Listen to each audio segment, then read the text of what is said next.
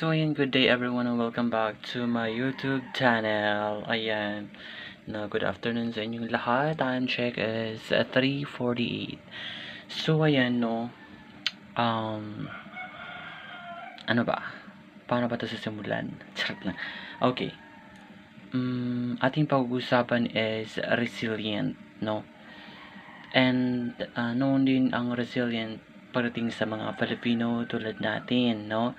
Kasi based dito is the resilient daw is the ability to stand up again and no matter how many times you fall.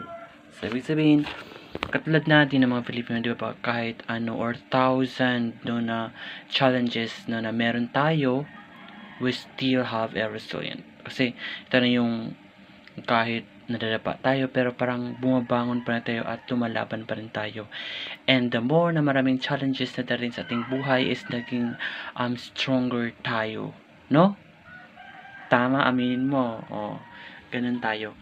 And we have here more specifically lang dapat actually for F7 siya pero 4 lang yung ginawa ko.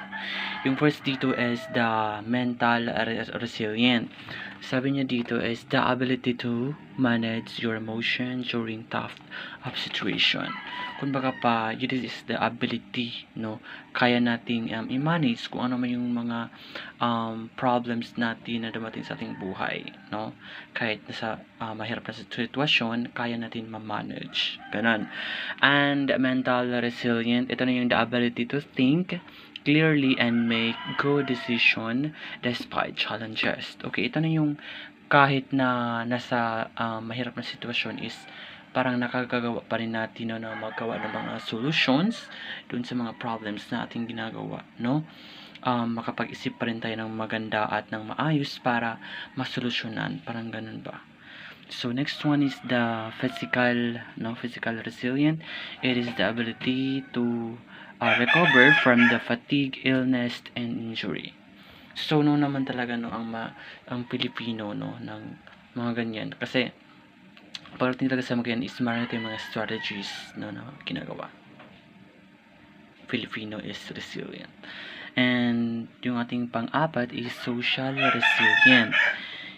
Sabi niya dito is it is the ability to seek support and work with others to overcome the problems. So ito naman yung pagiging natin ba united, makikipag-reunite sa ibang tao or sa isang country, para masolusyonan yung isang problem, magkaisa tayo. Kaya yun